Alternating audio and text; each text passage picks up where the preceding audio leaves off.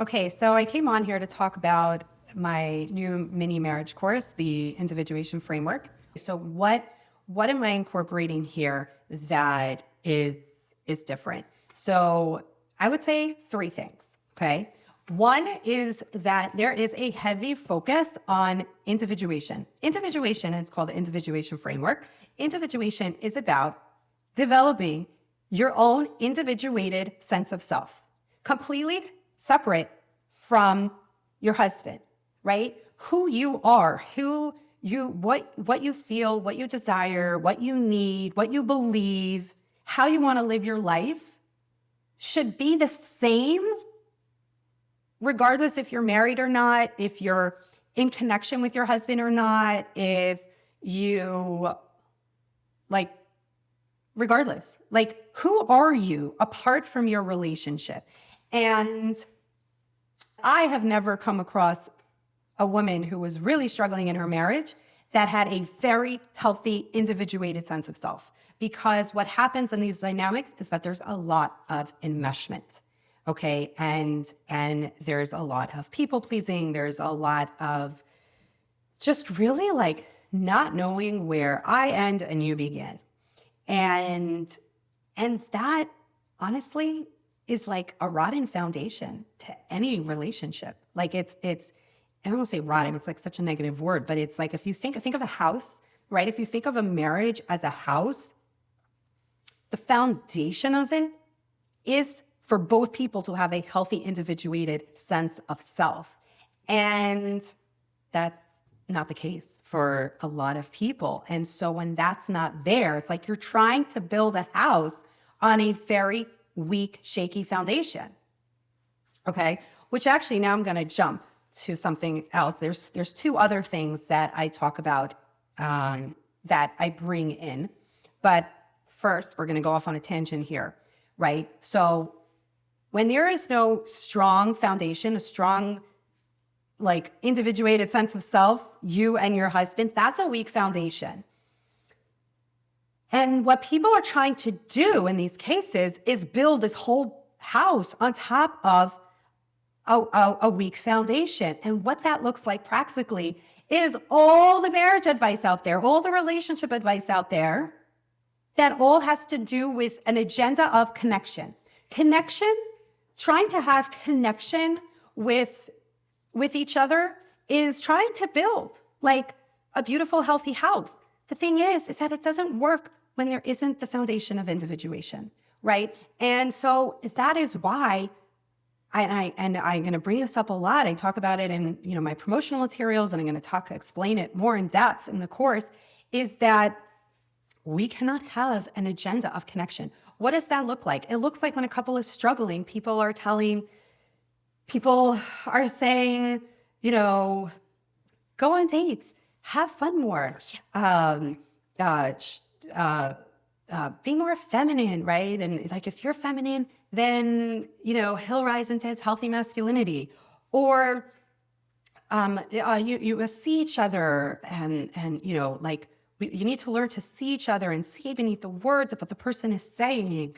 And sometimes it looks like it sounds like, which is true, but like not so simple. It sounds like if you heal yourself and you rise up, he'll rise up to meet you, right?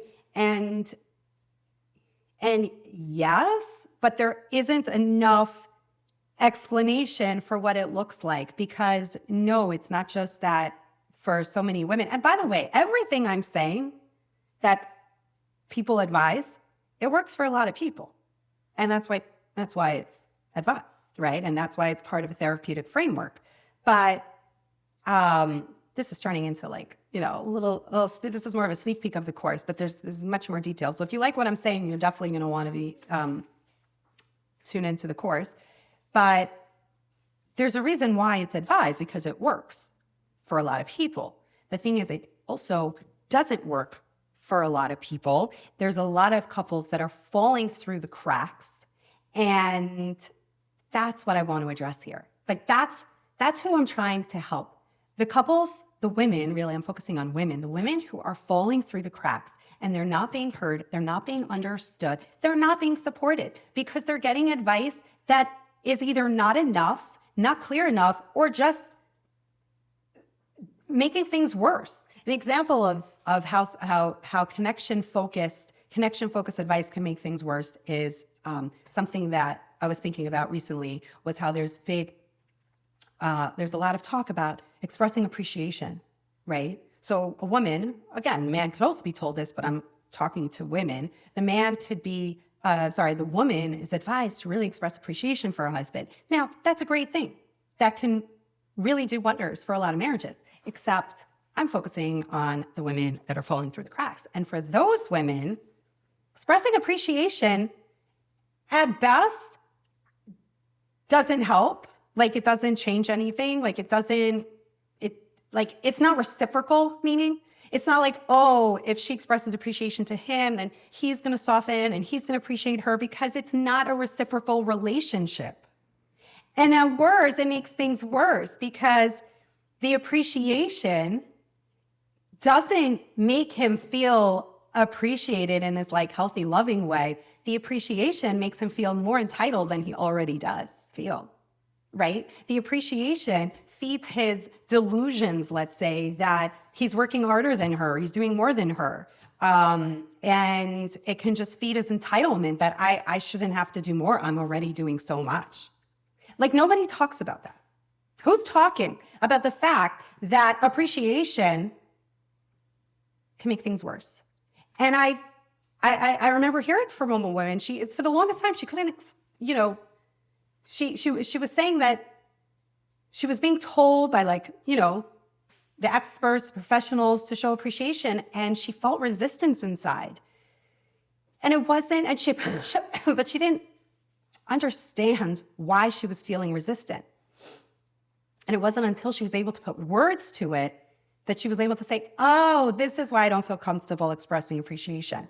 So many women, they feel resistant to doing the work, the way the work is explained, but they can't explain why. And then either they don't do the work because they're like, no, this doesn't feel right. And then they could be judged for not working on their marriage enough, or they try to do it and they're like trying to be a good wife and a good anxious style and do the thing, and they're just spinning their wheels, and then they get burnt out, and then they're like, oh my gosh, there's no hope for my marriage. It's not that there's no hope for the marriage, it's that you're unsupported because you're getting bad advice that doesn't work for your situation, right? So this reminds me of Shlomo Melech, that said there's a time for everything under the sun. There's a time to show appreciation and there's a time to not show appreciation, right? There's a time to be kind and forgiving. There's a time to not. And there's so much more to talk about this, and I will be delving into this more in depth. One sec. Anyway, this ties into the second part of what I focus on, which is body awareness.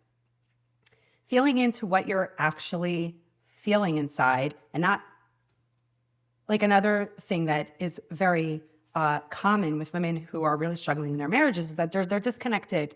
Their head is up here and their body is down here. It's disconnected. They're not connected with their heart. And so they're not listening to what their body is telling them. Not that the body is supposed to be in the driver's seat and that the emotions and whatever you feel should be in the driver's seat, but they need to have a say. Your body is holding on to so much wisdom. You're so stuck up in your head, not stuck up, I mean, you're so stuck in your head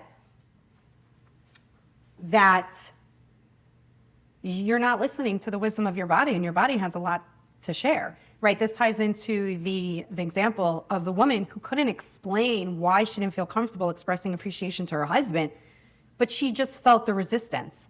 And because she felt the resistance, because she was able to feel into her body and she wasn't overriding it, she wasn't shutting it down, she was honoring it and understanding that there was a good reason why she was feeling resistant, she was able to eventually come to understand and verbalize what the problem was. And once she understood the problem, I mean, she could either explain that to her, whoever's supporting her, and then get better support, or even have it real conversation with her husband about why she doesn't feel comfortable expressing appreciation. Whatever it is, the point is that the body is holding on to so much wisdom, and it understands you more than you understand yourself, especially if you're more of the head type. And when women override it, like so much connection focus, with all the advice that's like, there's an agenda of connection. There are so many women overriding their body's cues to do the work, and it just leaves them more bitter because there's a reason why they don't want to. And so I'm also going to address in the course more about that, listening to what our bodies, not that, again, that they're in charge and in control, not that they're steering the ship, but the body comes along with us in Geula, okay? Part of Geula is bringing all of our parts out of exile and integrating all of our parts. And that means integrating all parts of ourselves, and which means practically, it means a lot of things, but in this case, it means paying attention to what your body is telling you. Bring your parts out of exile. You cannot have a Geula, whatever that looks like, whether for a lot of women, it can be a healed marriage. For some women, it could be a more peaceful divorce, if that's what they want, or if that's what it needs to be. But whatever the Geula is, it cannot happen when you're suppressing, right? And so that's the second part. And the other part of this is what some people call manifestation, other people call co-creation. In my promotional content, I initially used the word manifestation. And another woman also pointed out, she said, manifesting is not Jewish. And I said, I like to use, honestly, the word co-creation. And I just didn't, because sometimes when I use the word co-creation, people don't know what that means. So I say manifesting because people have an idea of what manifesting is referring to, but it's true. Really, co-creation is the term that I like better. And from now on, I'm going to be using that word because it makes it very clear that Hashem is the one in control, and we co-create with Hashem as influencers. And we are very powerful influencers. And there's a lot that goes into that. But, it's one thing to learn about emunah and bitachon and ratzon, all machshavos, right? In English, that's, faith and trust, certainty, desire, our thoughts, all the things that people talk about with manifestation or co-creation, however you want to call it. They're all very nice when we talk about it in theory, but it could be confusing about, well, how does that apply in the nitty-gritty, like boots on the ground, challenging marriage relationships where there's triggers flying and a lot of heartache, like a lot of disappointment, feeling burnt out. Where does all of that co-creation, manifesting, emunah, ratzon, bitachon, all that, how does that fit in? It's not so clear. And that is the third piece. And that's really, I think, not the most important piece. They're all important, but that's really where we open ourselves up to be vessels for miracles. And so it's a really important piece. And let's see if there is anything else. I think that's it for now. So I cannot do this alone. I need you to spread this work, be ambassadors of this work. If you are a truth seeker, if you are a truth teller, if you love a good paradigm shift that makes everything click into place more, and you're not interested in just being stuck with the same old conversation and talking points, when you see that it doesn't always work, or even when it works, it doesn't work as well as people really want it to work. If you're open to something new and fresh, that is a Geula mindset. That will be a separate post, how I explain how this is all connected with all the different parts of Geula mindset. If that excites you, I would love for you to join and be part of what I hope becomes a movement. Okay? So anyway, hope to see you there.